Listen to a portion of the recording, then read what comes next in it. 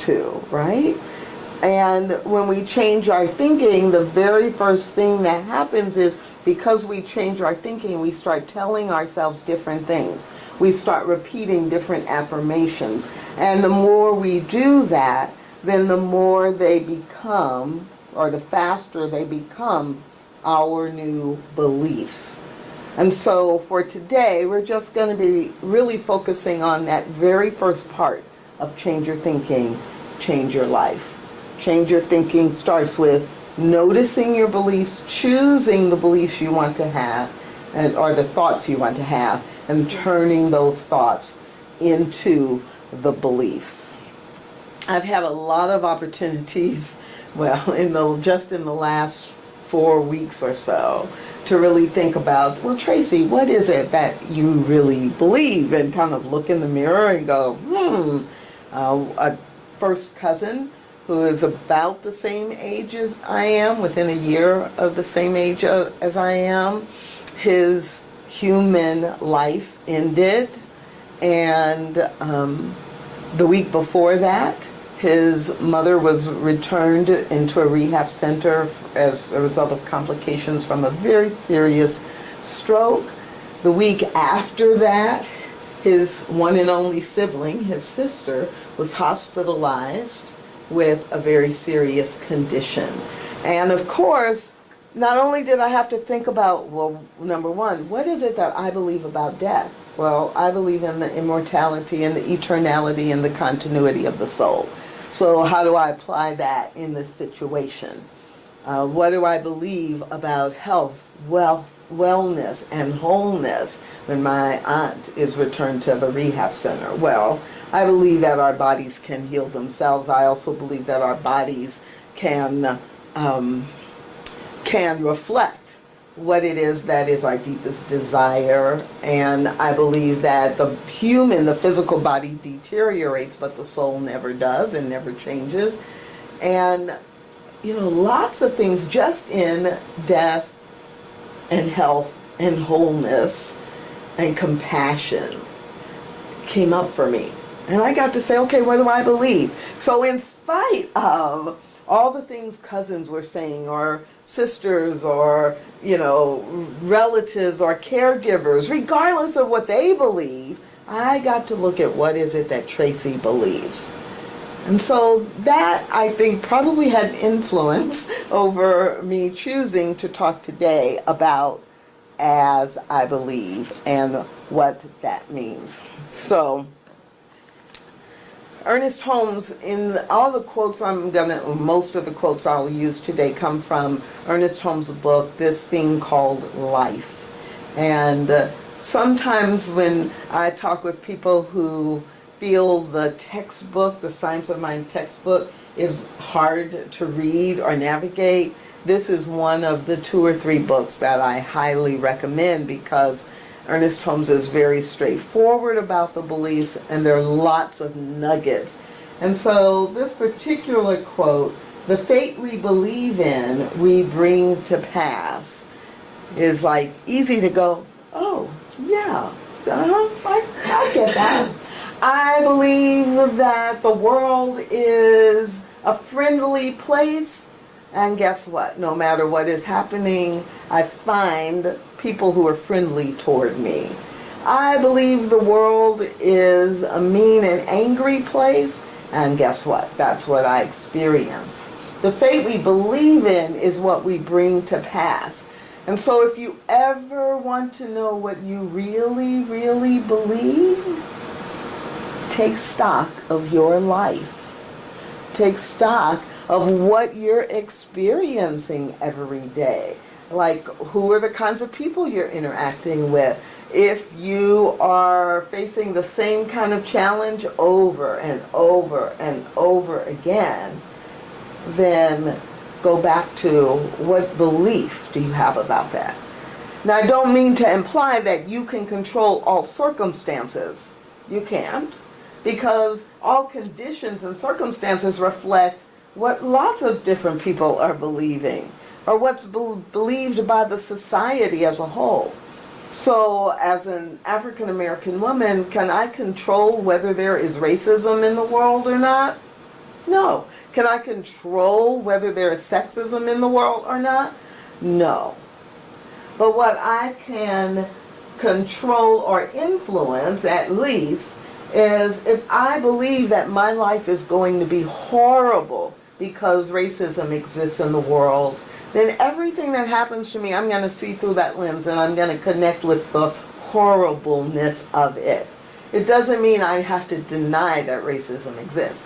I don't have to deny that I'm affected by it, but it doesn't have to control my life. So I get to choose, and my belief is that as an individual being, I have a great life.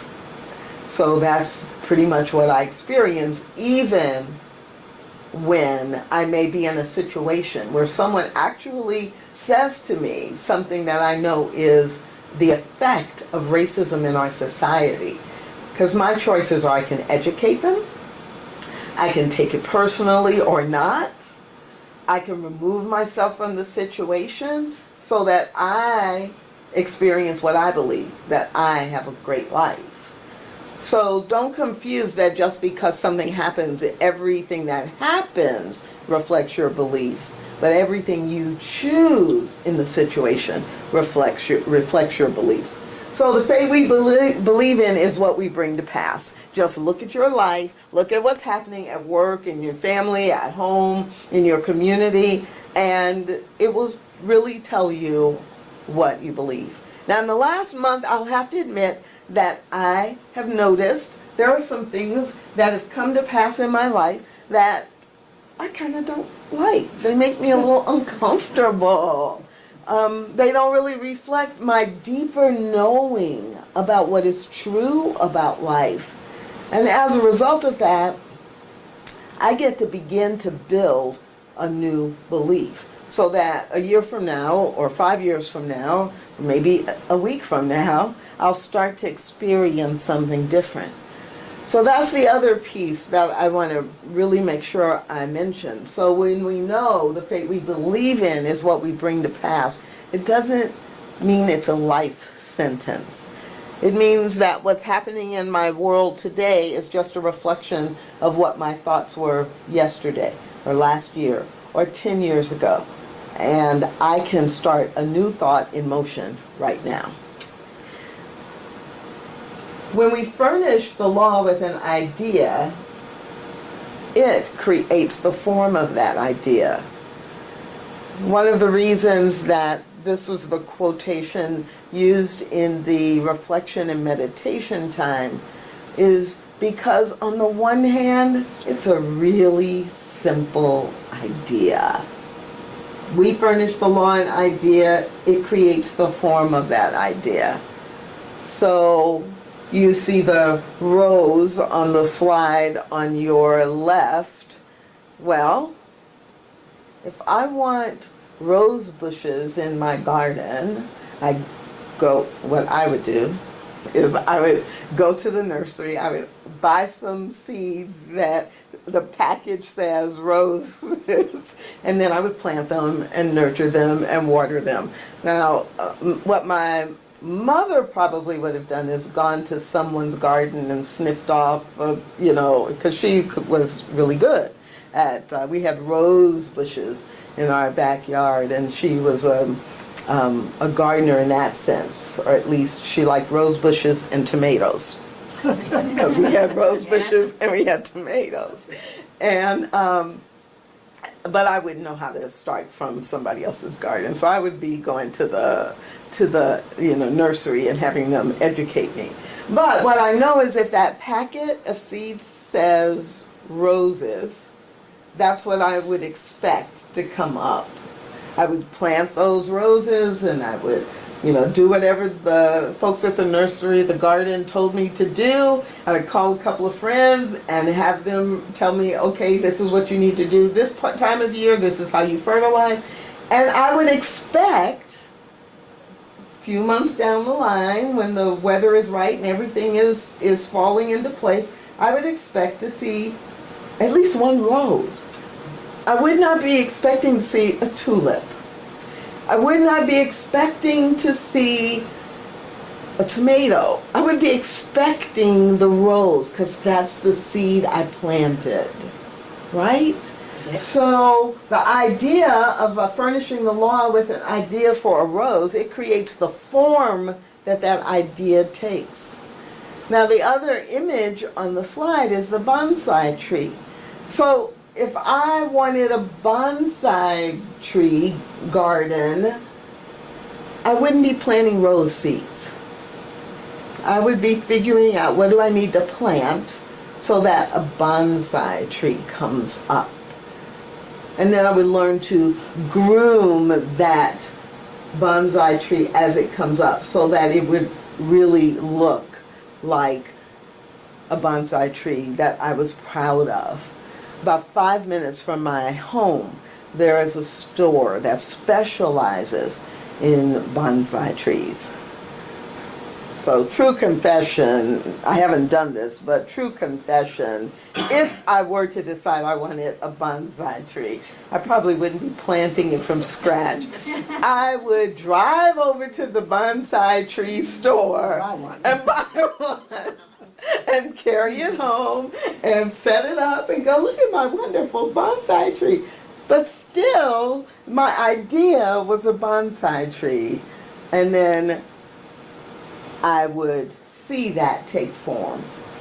Now, what's so fabulous about this idea is that Ernest Holmes gave us this idea in so many different quotes and in so many different ways. And so there's no surprise for those of you who know a little bit about science of mind, there's no surprise that our teaching symbol actually reflects this same idea, that it is up to us to create the idea, to choose.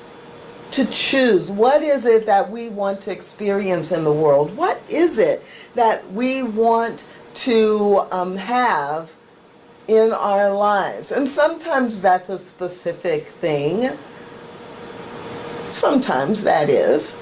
And other times it's qualities, characteristics. It's the idea of the thing.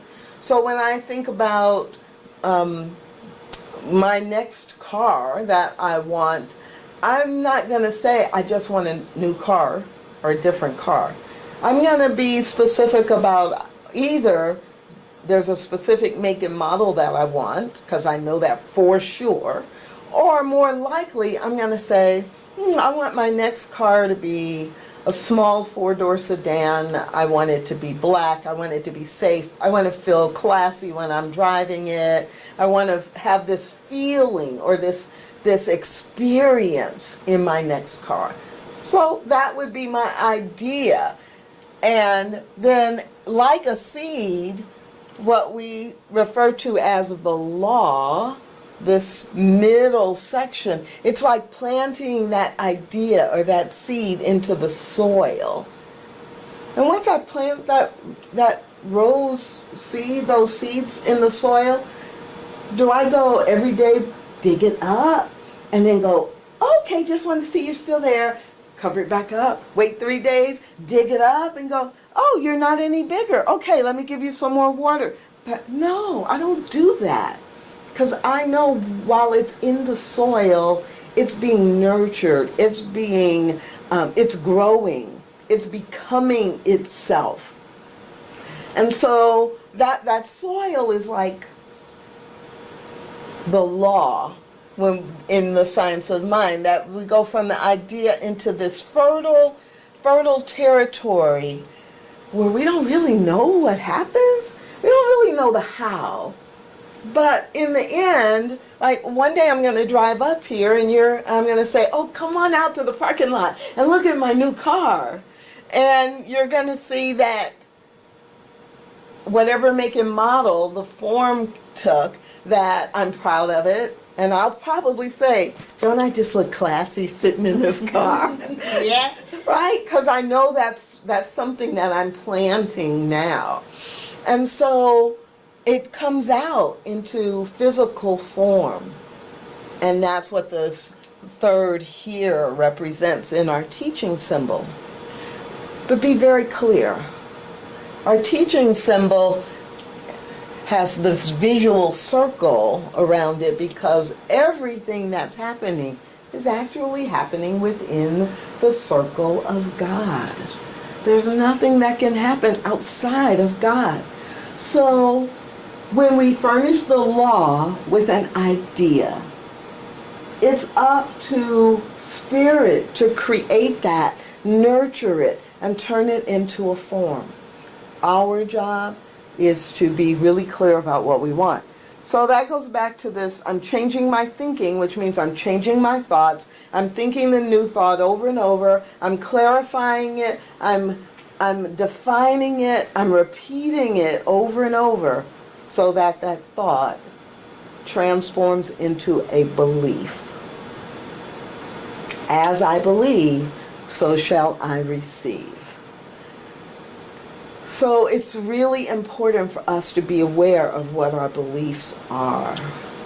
And often, unlike our clarity about planting a rose seed to get a rose bush, or a tulip bulb to get a tulip, or a garden of tulips, we forget in our lives that the same principle applies. I have a pretty good friend who believes the world is an unfriendly place and that most people are not as smart as she is. If I said that to her, she would deny that that's her belief.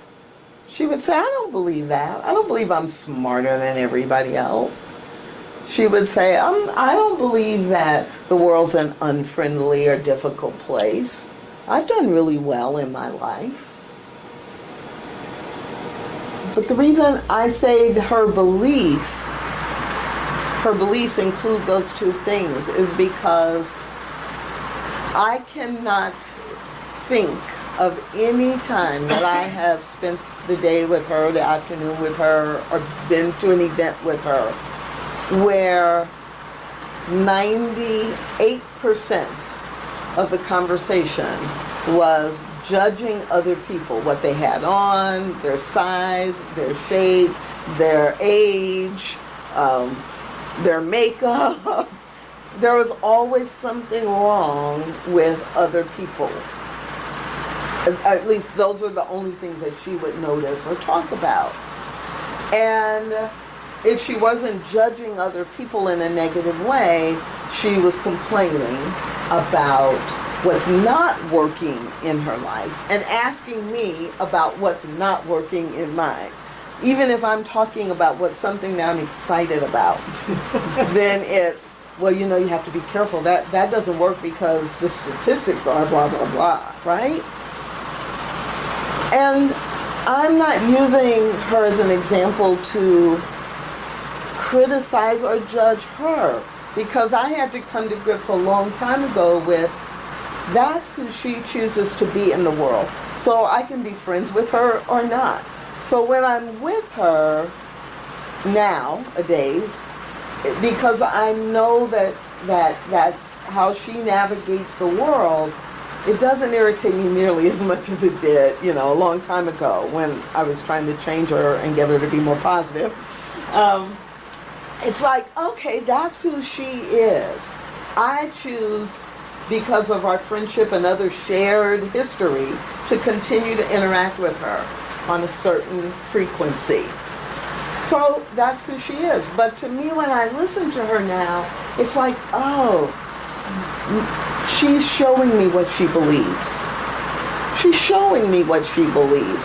She believes this about the world, or that her way of doing things and her experience of the world is better than theirs because of X, Y, or Z.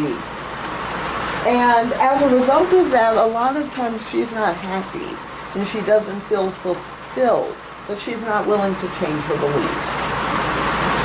I have another friend who's more like the woman on your right, who is very much her own person. She doesn't always fit in a lot of places that she goes, but she has this confidence, not arrogance.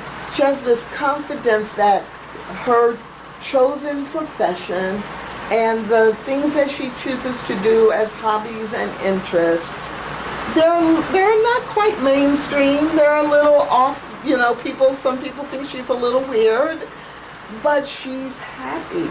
And it's because her belief is that she's a unique person in the world and she deserves to be happy, and she loves doing what she loves to do. And she doesn't expect other people to bless her or agree with her. She makes no demands on other people to tell her her choices are all right. But she believes she can be that person. And she's happy. She's confident. And so I just wonder, what's the idea that you are planting into the law about your life? Are you planting the seed that I'm going to have the most record-breaking year in real estate that I've ever had? It's like, yes, that's a seed. Or are you planting the seed that, the economy's kind of bad even though we're growing here, and so it's going to be a tough year in the real estate market? Either way, the universe says, plant it in the law, and it's my job to make it happen. So that's, it's just really as simple as that. Simple, not easy, because then it's up to us to manage our thoughts, right? The only limit the law has is that it must work through us. So spirit is unlimited. There is no limit to anything that can be done, anything that can be accomplished, anything that can be created. There are no limits. Except spirit has designed this whole process to say yes to what you choose. So I get to put the guardrails on my life. I get to say here to here. And spirit says, okay, let's pull everything from out here and bring it right here. So that's the only limit spirit has. What is it that I say I want? It is working through us, for us, always for us. And so if what you're experiencing right now is not what you want to experience, and I'm saying this to you, but I am also saying it to me. If what you're experiencing in your life right now is not what you want to experience, there's no need for guilt. There's no need for shame. All there is a need to choose anew, to choose again. Ernest Holmes reminds us that no matter what the doubts and fears of yesterday were, the affirmations of today may rise triumphant over them. And I'm going to read that again. I'm going to change one word, because this is how I like to repeat this to myself. No matter what the doubts and fears of yesterday were, the affirmations of today must rise triumphant over them. Because I believe that I will receive, and that it is a spiritual law. So if I change my beliefs today, and I begin to repeat new thoughts, new affirmations, and create a new belief, then I absolutely believe that those new beliefs must rise triumphant over anything that I believed in the past. So this idea of as I believe today is really the challenge for this week. And this month, to be thinking about what is it that I want to believe, what is it that I choose to believe, and then let the beliefs evolve into your life experience. So this past week, when I was thinking about this idea of beliefs, I wrote this poem, and I'm going to share it with you. Belief is a choice. It's not an emotion. Belief is not made from some secret magic potion. Belief is a habit. It's really not random. Beliefs can't be sent or received by memorandum.